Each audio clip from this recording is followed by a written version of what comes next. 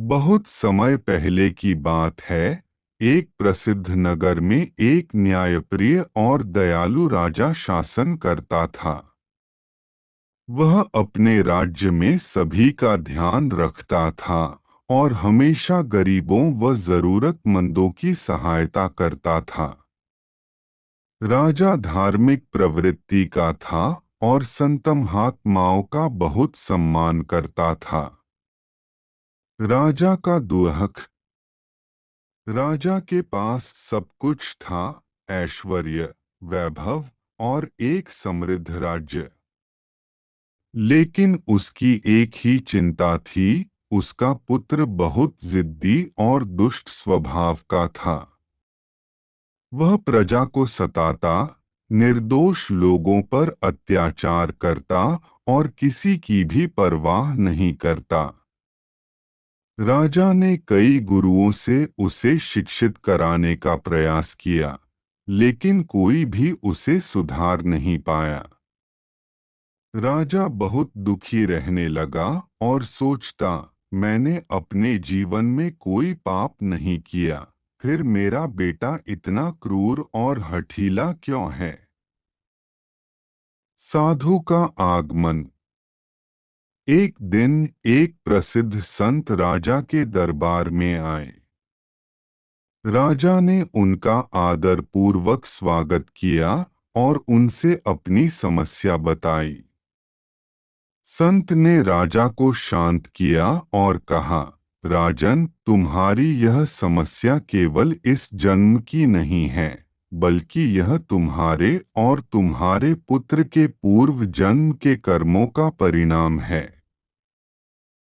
यदि तुम सत्य जानना चाहते हो तो मैं तुम्हें एक दिव्य दृष्टि प्रदान करूंगा, जिससे तुम अपने और अपने पुत्र के पूर्व जन्म को देख सकोगे। राजा ने विनम्रता से संत की बात मानी। संत ने अपने योग बल से राजा को ध्यान में बिठाया और उसे उसके पिछले जन्मों की झलक दिखाई। पूर्व जन्म का रहस्य। राजा ने देखा कि अपने पिछले जन्म में वह एक गरीब ब्राह्मण था, जो बहुत धार्मिक और दयालु था। वह रोज पूजा पाठ करता और दान पुण्य करता था, लेकिन उसके पास बहुत कम संपत्ति थी।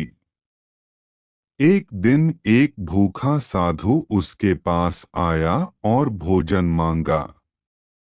ब्राह्मण के पास बहुत थोड़ा अन्न था, लेकिन उसने बिना संकोच साधु को भोजन दे दिया।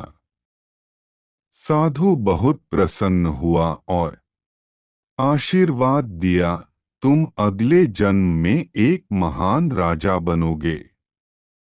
लेकिन तभी ब्राह्मण का छोटा बेटा दौड़ता हुआ आया और गुस्से में बोला, पिताजी, आपने हमारा भोजन किसी और को क्यों दे दिया?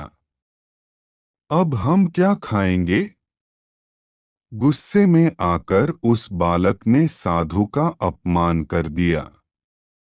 साधु ने उस लड़के को देखा और कहा, बेटा, तेरे पिता के पुण्य कर्मों के कारण वह अगले जन्म में राजा बनेगा, लेकिन तूने जो क्रूरता दिखाई है, उसके कारण तू अगले जन्म में राजा का पुत्र बनकर जन्म लेगा, लेकिन तेरा स्वभाव अत्याचारी होगा। राजा को हुआ ज्ञान। राजा ने ध्यान से बाहर आते ही संत के चरणों में सिर झुका दिया और कहा, हे महात्मन, अब मुझे समझ आ गया कि मेरे पुत्र का यह स्वभाव मेरे पूर्व जन्म के कर्मों का परिणाम है। अब मैं क्या करूं? संत मुस्कुराए और बोले, राजन, कर्मों का प्रभाव अटल होता है, लेकिन सच्ची शिक्षा और भक्ति से इसे बदला जा सकता है। यदि तुम अपने पुत्र को धैर्य, प्रेम और अच्छे कर्मों की ओर प्रेरित करोगे, तो धीरे धीरे उसमें बदलाव आ सकता है। उसे सत्संग और ज्ञान के मार्ग पर लगाओ। राजा ने संत की बात मान ली और अपने पुत्र को धर्म और नीति की शिक्षा देने के लिए सबसे श्रेष्ठ विद्वानों को बुलाया। धीरे धीरे समय के साथ उसका पुत्र बदलने लगा और अंततः एक महान शासक बना। कथा से सीख: एक, कर्म का फल निश्चित होता है।